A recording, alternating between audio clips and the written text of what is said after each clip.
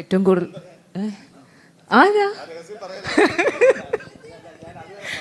ഇല്ല, ഞാൻ ആക്ച്വലി സാറിൻ്റെ അടുത്ത് ഫസ്റ്റ് വന്നപ്പോൾ ചോദിച്ചു. ഓൾറെഡി കുറച്ചൊരു എന്താ പറയുക, ഒരു സസ്പെൻസ് ആയിട്ട് നിൽക്കുന്ന ക്യാരക്ടറാണ്, ഇതിനെക്കുറിച്ച് എന്തെങ്കിലും പറയാമോ എന്ന് ചോദിച്ചപ്പോൾ പറഞ്ഞു പോലീസ് ഓഫീസർ ക്യാരക്ടറാണെന്ന് പറഞ്ഞു എന്ന് പറഞ്ഞു.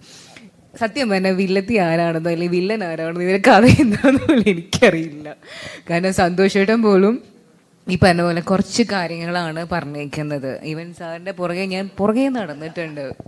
മെയിൻ തിങ് എന്ന് വെച്ച് കഴിഞ്ഞാൽ ഞാൻ സ്ക്രിപ്റ്റ് വായിച്ചിട്ട് ക്യാരക്ടേഴ്സ് ചെയ്യുന്ന ഒരാളാണ്. ഇവിടെയാണ് ഒന്നും പറ്റാണ്ട്. കാരണം എന്ന് വെച്ച് കഴിഞ്ഞാൽ സാറിൻ്റെ മൂവിൽ കൂടിയാണ് ഹീറോയിനായിട്ട് ഞാൻ തുടങ്ങുന്നത്. അതിൽ ആൻറ്റി ഹീറോ ആണ് ഇരിക്കുന്നത്, അതിലുണ്ടായിരുന്നൊരു വില്ലനാണ് അവിടെ ഇരിക്കുന്നത് നായകനായിട്ട്. അപ്പോൾ ഈ പറഞ്ഞ പോലെ അതിൻ്റെ മൊത്തം അറിയാമായിരുന്നു, ഫുള്ള് വായിച്ചിട്ടാണ് എന്നെക്കൊണ്ട് ഫുൾ വായിപ്പിച്ച് ഒരു എത്ര പ്രാവശ്യം വേണമെങ്കിലും വായിച്ചോ എന്ന് പറഞ്ഞിട്ട് അഭിനയിച്ചതാണ്. ഇതിലൊന്നും അറിയില്ല, ഒരു പേപ്പർ പോലും എനിക്ക് കിട്ടിയിട്ടില്ല.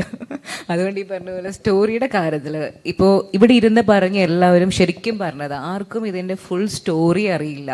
ഇവരുടെ ക്യാരക്ടേഴ്സ് എന്തൊക്കെ ചെയ്യുന്നു, കഥയിൽ എങ്ങനെ വരുന്നു എന്ന് പോലും എനിക്ക് തോന്നുന്നു മിക്ക ആൾക്കാർക്കും അറിയാൻ പറ്റില്ല. നാളെ തിയേറ്ററിൽ കാണുമ്പോഴായിരിക്കും നമ്മൾ ഇതൊക്കെയാണല്ലേ ചെയ്ത പോർഷൻസ് അറിയാം, പക്ഷെ എങ്ങനെ എവിടെയൊക്കെ വരുന്നു, എന്തൊക്കെ ഇവർ ചെയ്യുന്നു, കഥയിൽ എന്തൊക്കെയാണ് ഇവരുടെ പാട്ടെന്നുള്ളത് നാളെ അറിയാൻ പറ്റും.